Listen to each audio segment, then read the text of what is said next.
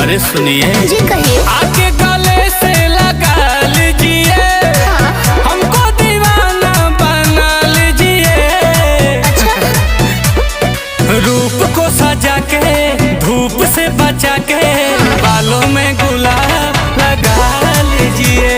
अरे दिल में जनाब बसा लीजिए, ख्वाब से जगा के